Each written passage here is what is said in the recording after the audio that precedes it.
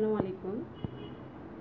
আমি ফেরদৌসী আক্তার, প্রভাষক, পরিণতি ও সুশাসন, খিলগাঁও আইডিয়াল কলেজ ও অনলাইন ক্লাসের পক্ষ থেকে তোমাদের জানাচ্ছি আন্তরিক শুভেচ্ছা ও অভিনন্দন। কেমন আছো তোমরা? আশা করি ভালো আছো। কি নিয়মিত ক্লাস করছো? হ্যাঁ, অবশ্যই ক্লাস করছো। আশা করি কেমন লাগছে তোমাদের ক্লাসগুলি করতে? ভালো লাগছে তো? অবশ্যই ভালো লাগছে তোমাদের নিয়মিত ক্লাসগুলি করে। আজ তোমাদের সাথে আমার কি প্রথম ক্লাস। এর আগেও আমি দিয়েছিলাম, সেটা ছিল আমাদের পরিচয় পর্বের জন্য ক্লাস। আজ হচ্ছে আমরা মূল বিষয়গুলি নিয়ে কি করব, আমরা মূল বিষয়টাকে নিয়ে আমরা আলোচনা করব। আজ মঙ্গলবার, প্রতি মঙ্গলবারই তোমাদের সাথে আমার কি থাকবে, ক্লাস থাকবে। ঠিক আছে? আর আজকে তাহলে চলো আমরা আমাদের মূল আলোচনায় চলে যাই। আজকে আমরা পড়ব প্রথম পত্রের, তোমাদের আগে আমরা জানিয়ে দিয়েছিলাম আমরা কয়টা অধ্যায় পড়ব। ঠিক আছে? আজকে প্রথম পত্রের আমরা কি পড়ব, প্রথম অধ্যায় পড়ব। প্রথম পত্রের প্রথম অধ্যায়টা দেখো কি, পরিণতি ও সুশাসন পরিচিতি। আমরা চলো আমাদের মূল আলোচনায় চলে যাই। আমাদের কি আজকে আছে পড়াতে। দেখো আমরা আজকে পড়ব প্রথম পত্রের প্রথম অধ্যায়। ঠিক আছে?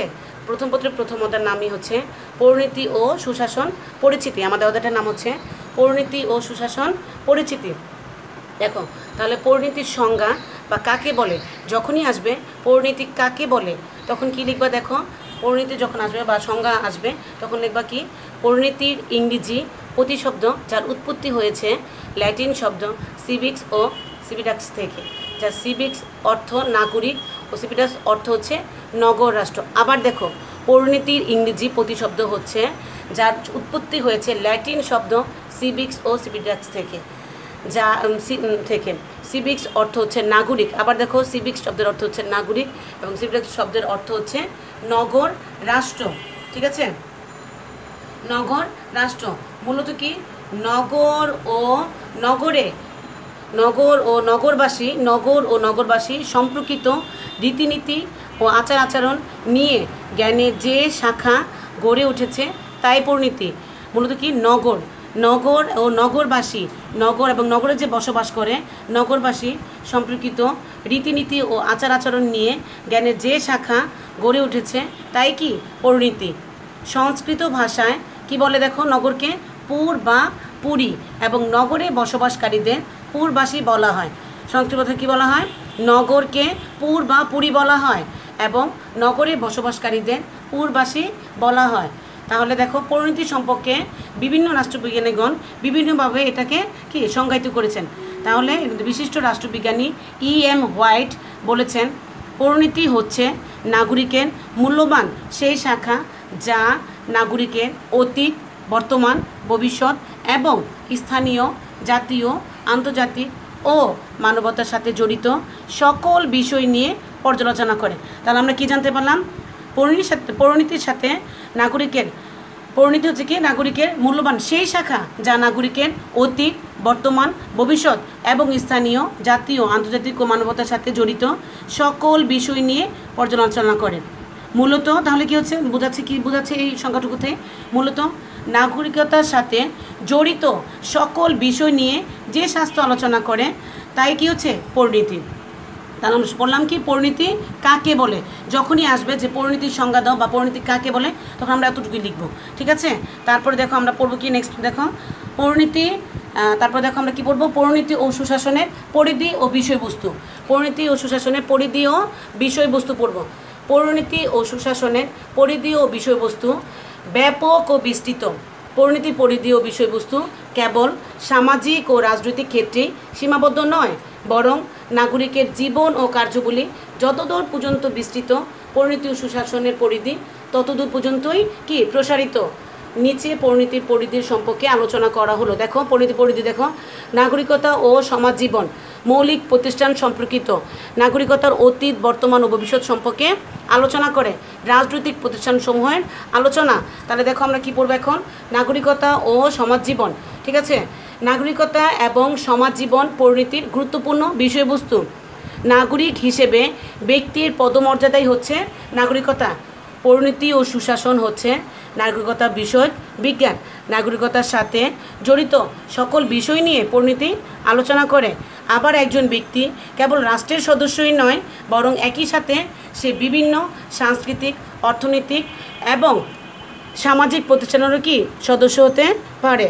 তারপর নেক্সট পয়েন্টে দেখো মৌলিক প্রতিষ্ঠান সম্পর্কিত আলোচনা, যেটাকে পরিণতি বিষয়বস্তুর আরেকটা একটা পয়েন্ট। দেখো পরিণতি ও সুশাসন নাগরিকের সঙ্গে সংশ্লিষ্ট সব বিষয়ের পাশাপাশি সমাজের বিভিন্ন মৌলিক প্রতিষ্ঠান নিয়েও কী করেন আলোচনা করেন।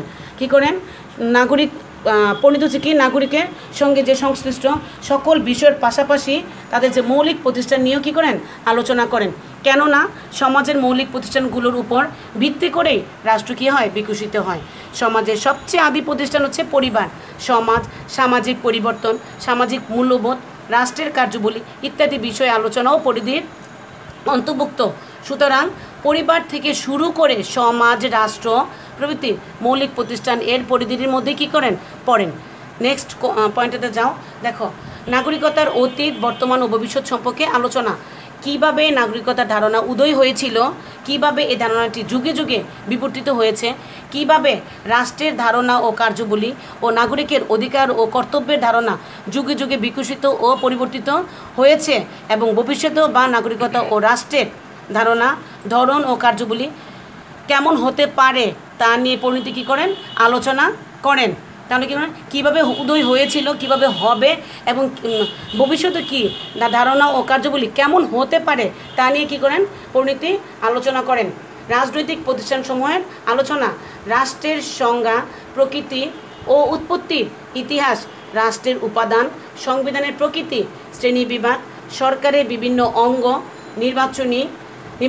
নির্বাচক মণ্ডলী, রাজনৈতিক দল, রাজনৈতিক প্রতিষ্ঠান, স্বাধীনতার প্রকৃতি, প্রকারভেদ ইত্যাদি বিষয়সমূহ পরিণতি ও সুশাসনে আলোচনা পরিধিভুক্ত।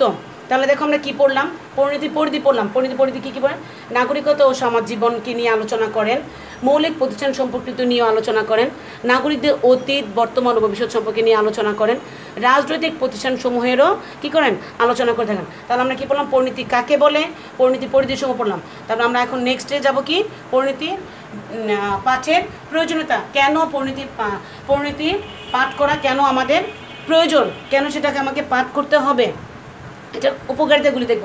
পরিণতি ও সুশাসন পাঠের প্রয়োজনীয়তা। দেখো পরিণতি নাগরিক জীবনকে স্পর্শ করে এবং নাগরিক বিষয় সঠিক দিক নির্দেশনা দিয়ে থাকেন। পরিণতি নাগরিকের অধিকার, কর্তব্য ও দায়িত্ব সম্পর্কে জানতে এবং সমাজ, রাষ্ট্র ও অন্যান্য মানবীয় প্রতিষ্ঠানের মধ্যে সমন্বয় সাধন করতে পরিণতি ও সুশাসন পাঠের প্রয়োজনীয়তা অপরিসীম। ঠিক আছে, তাহলে কি দেখো পরিণতি কেন পাঠ করা প্রয়োজন আমাদের, কারণ পরিণতি নাগরিক জীবনকে স্পর্শ করে দেয় এবং নাগরিক বিষয় সঠিক দিক নির্দেশনা দেন পরিণতি। যদি আমরা পরিণতি পাঠটা না করি তাহলে আমাদের নাগরিক জীবনের যে সঠিক দিক নির্দেশনা সেটা আমরা পাবো না এবং আমাদের যে অধিকার এবং কর্তব্য এবং দায়িত্ব বোধটুকু আছে সেটা আমরা জানতে পারবো না।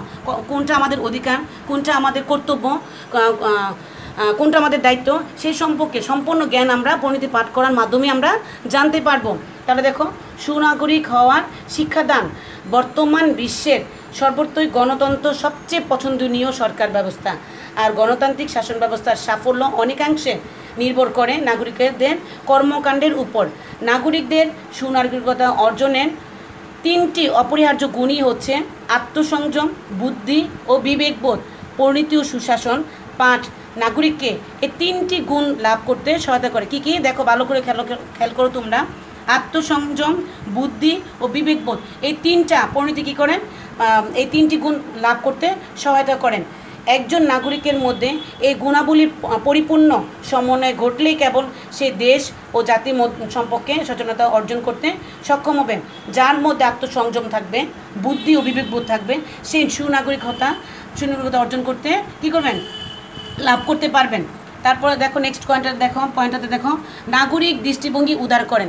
দেখো পরিণতি ও সুশাসন পাঠে নাগরিকদের মধ্যকার যে গোড়ামি, সাম্প্রদায়িকতা, অন্ধবিশ্বাস, সংকীর্ণতা, কুসংস্কার প্রভৃতি দূর হয়।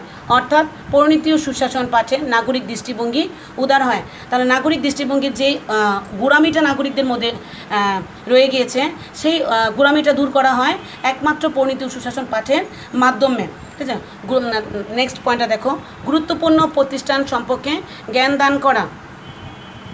পরিণতি ও সুশাসন পাঠের মাধ্যমে দেখো নাগরিকরা তাদের সামাজিক ও রাজনৈতিক সংগঠন এবং প্রতিষ্ঠানগুলোর গঠন কাঠামো, কার্যাবলী ও উদ্দেশ্য সম্পর্কে জানতে ও বুঝতে পারে।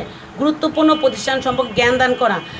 পরিণতি কী করেন? পরিণতি ও সুশাসন পাঠের মাধ্যমে নাগরিকরা তাদের সামাজিক ও রাজনৈতিক যে সংগঠন এবং প্রতিষ্ঠানগুলো আছেন সেই প্রতিষ্ঠানগুলোর কীভাবে এটার কাঠামোটা, সেটার কার্যবলী কী এবং তার উদ্দেশ্য সম্পর্কে জানতে ও বুঝতে পারেন কীভাবে? পরিণতি পাঠের মাধ্যমে। নেক্সট পয়েন্ট, নাগরিকদের অধিকার ও কর্তব্য সম্পর্কে শিক্ষাদান করা। দেখো, একটি রাষ্ট্রের নাগরিকের অধিকার ও কর্তব্যের সঠিক ব্যবস্থাপনার উপর সেই রাষ্ট্রের মানবিক দিকটি ফুটে ওঠে।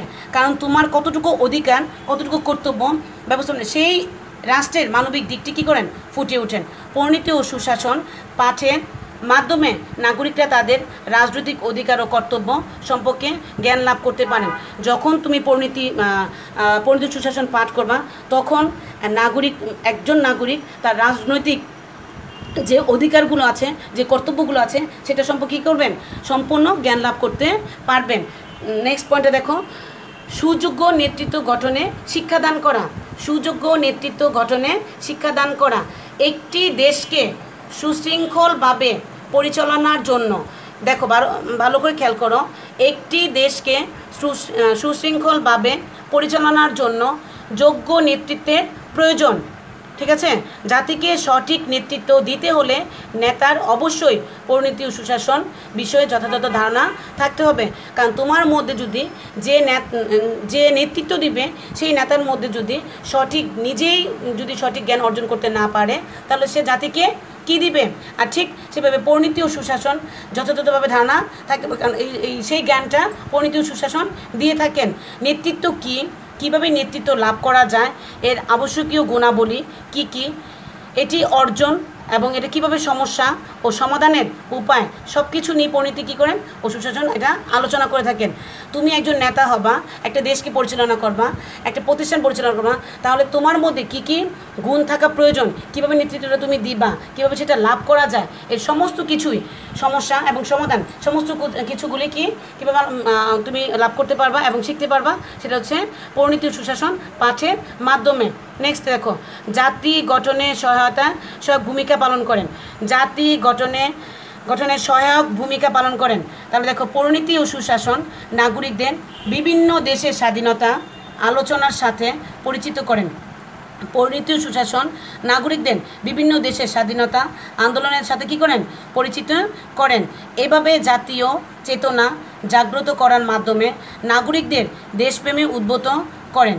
এভাবে পরিণতি ও সুশাসন পাঠ জাতি গঠনে সহায়ক ভূমিকা রাখেন। আবার দেখো, পরিণতি ও সুশাসন নাগরিকের বিভিন্ন দেশের স্বাধীনতা আন্দোলনের সাথে পরিচিত করেন। এভাবে জাতীয় চেতনা জাগ্রত করার মাধ্যমে নাগরিকদের দেশপ্রেমে উদ্বুদ্ধ করেন। এভাবে পরিণতি ও সুশাসন পাঠ জাতি গঠনে সহায়ক ভূমিকা রাখেন। তাহলে দেখো, আমরা উপরোক্ত আলোচনা, তাহলে আমরা পরিশেষে আমরা কী বলতে পারি? উপরোক্ত আলোচনার পরিপ্রেক্ষিতে বলা যায় যে সুনাগরিকতা শিক্ষা অর্জনের মাধ্যমে সকল ব্যক্তিগত, সামাজিক ও রাষ্ট্রীয় জীবন গড়ে তুলতে হলে পরিণতি ও সুশাসনের জ্ঞান লাভের বিকল্প নেই। দেখো, তাহলে আমরা সমগ্র জীবনকে সঠিকভাবে পরিচালনা করতে হলে কী বলেন? পরিণতির জ্ঞান আমাদের অবশ্যই অর্জন করতে হবে এবং এর বিকল্প নেই। ঠিক আছে? তাহলে আমরা এখন দেখো আজকে কী পড়লাম? আমরা পড়লাম পরিণতির সংজ্ঞা বা কাকে বলে, পরিণতির পরিধি ও বিষয়বস্তু, পড়লাম পরিণতি পাঠে প্রয়োজনীয়তা। তাহলে আমরা আজকে এই অংশটুকু পড়ে ফেললাম। তাহলে আমরা আমরা কি পড়লাম আজকে? প্রথম পত্রের প্রথম অধ্যায়টুকু পড়লাম, এতটুকু পড়লাম। আজকে এর চাইতেও বেশি আর পড়বো না, কারণ আমরা কি করি? একটু করে পড়ি। এত বেশি করে দিয়ে দিলে তোমাদের একটু পড়তে কষ্ট হবে। আমরা অল্প করে শুরু করি, তাই তো? আর তোমরা যারা এখনও তোমরা কতজন বই কিনেছো আমি জানি না। তোমরা যারা এখনও বই কিনো নাই বা কিনেছো, তোমরা যারা বই কিনো না তারা বই কিনে ফেলো। আর যারা বই কিনেছো তারা অবশ্যই যখন ক্লাস করবা বই, খাতা, কলম সামনে রাখবা। ঠিক আছে? আর প্রত্যেকটা বিষয়ের যখন প্রতিদিন যখন হবে তখন তোমরা অবশ্যই কী করবা? ক্লাসগুলো করে ফেলবা। আর হচ্ছে আমার ক্লাস সবসময় হবে মঙ্গলবারে, আমি আগেও বলেছি, আর হচ্ছে 10:30 থেকে হবে। ঠিক আছে? তাহলে আমরা তো আজকে এতটুকু পড়িয়ে ফেললাম, আমরা বাসায় এটা পড়ে ফেলবো। তোমাদের বাসায় হোমওয়ার্কটাও লিখে ফেলো।